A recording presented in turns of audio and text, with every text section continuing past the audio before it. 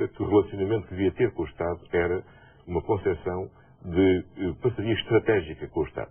Há matérias em que estamos de acordo e devemos trabalhar em conjunto, há matérias em que estamos em desacordo e devemos lutar pelos interesses da cidade.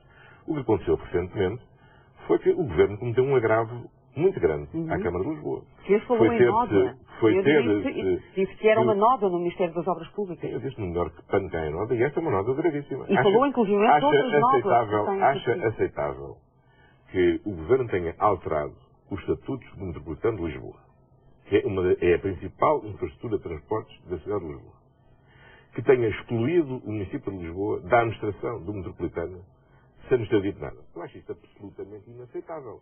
Acho isto com este Governo como acharia com outro Governo qualquer. Esperava mais solidariedade da parte de alguns ministros. Eu nunca pedi a este Governo qualquer tipo de tratamento de favor e não tive.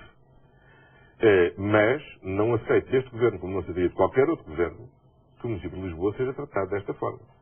E, portanto, já deixei muito claro e aguardo que, muito brevemente, este agravo seja reparado e tem de ser reparado.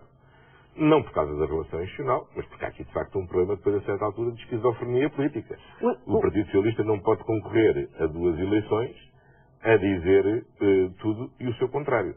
Acho e, portanto, que está a acontecer que o problema não foi ultrapassado. A simultaneidade das eleições implica, além de mais, que, relativamente a algumas questões fundamentais, a candidatura a nível nacional tem que ser compatível com o que é a opção do PS a nível local. Portanto, sentiu falta de solidariedade de alguns dos seus antigos colegas de governo?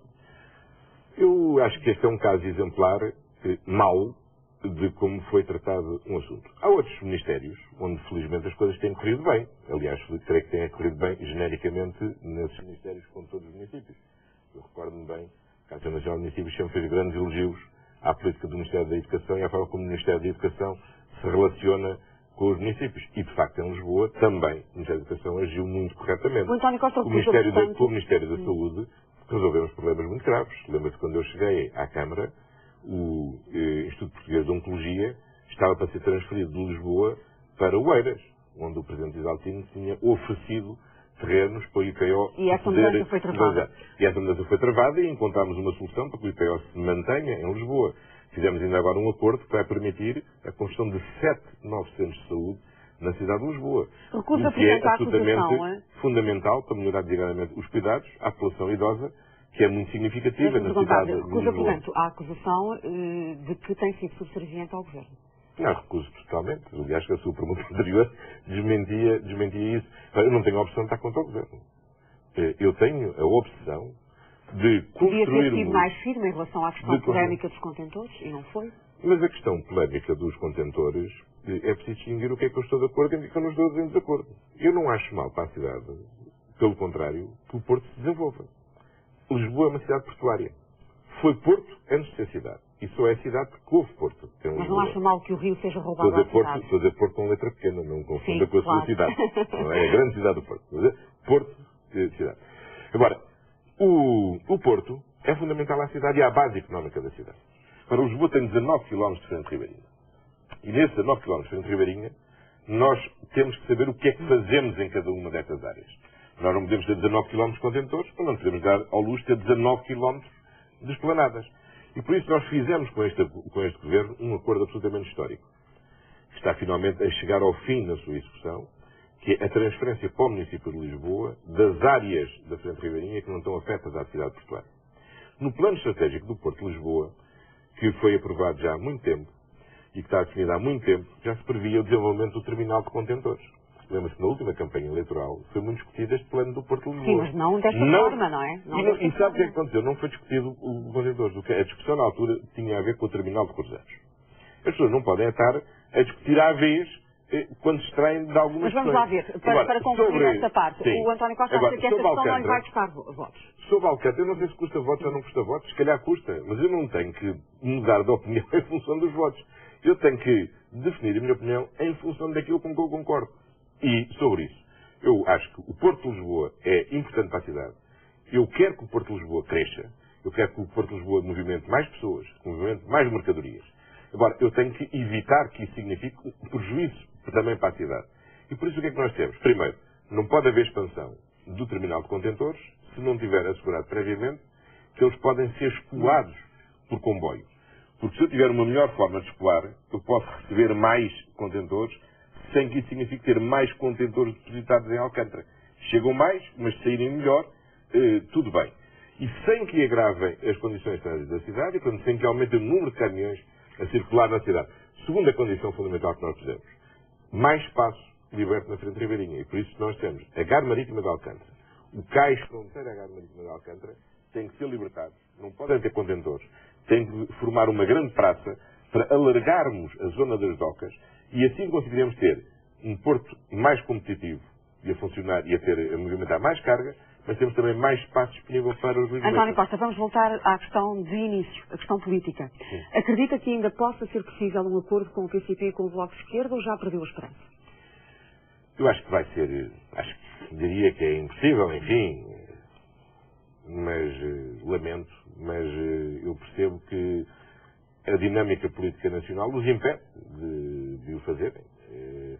Acho que os interesses de Lisboa deviam estar acima disso. Há muito para fazer em Lisboa e nós temos que ter uma base política alargada para poder fazer. Mas não acreditando que seja possível esse acordo com o PCP e com o Bloco de Esquerda, interrogo sobre as suas responsabilidades, porque quando no Congresso do Partido Socialista em Espinho, o António Costa faz a declaração política mais forte daquele Congresso, ao acusar o Bloco de Esquerda de oportunista e de parasita, não pensou na altura que com essas suas palavras estava a inviabilizar qualquer entendimento relativamente a Lisboa? Acho que uma coisa não tem a ver com outra. Como sabe, quer o PCP, quer o Bloco de Esquerda já tinham feito os seus congressos e nos seus congressos tinham dito claramente que não queriam nenhum entendimento com o Partido Socialista, nem a nível nacional, nem a nível local. Portanto, a ordem foi que eles decidiram não o fazer.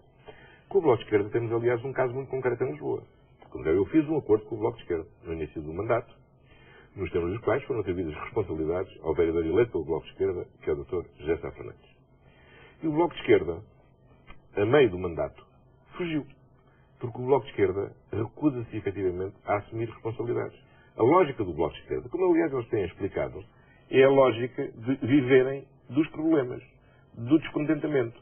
E é essa expressão que eu utilizei. Eles parasitam o descontentamento alheio para obterem vantagens eleitorais. Mas ao dizer isso, como é que depois podia ficar à espera de que ainda fosse possível um acordo? Eu acho que é um erro que eles cometem. Nós, na política, não podemos viver só para dizer mal. Não podemos viver só para apontar os erros. Nós, se queremos estar na política de uma forma autêntica, nós temos que viver para enfrentar os problemas, identificá-los e trabalhar para os resolver. Nós não podemos estar sempre do lado de fora a dizer mal. E a não nós temos que estar do lado de dentro a resolver os problemas. A não existir este acordo alargado de todas as forças da esquerda, julga que estas divisões poderão comprometer a sua reeleição? Judite, eu dirijo-me a todos os eleitores. Eu tenho apoio, felizmente, de pessoas que são de esquerda, tenho o apoio do meu partido, tenho este acordo com a vereadora Ana Cozete, tenho o acordo com a vereadora Sá Fernandes. E tem pessoas do Partido Comunista Português, como José Saramago e Carlos Carmo. Que têm uma visão clara do que é necessário para a cidade. E tenho, felizmente, muita gente à direita também que vota. Sabe porquê?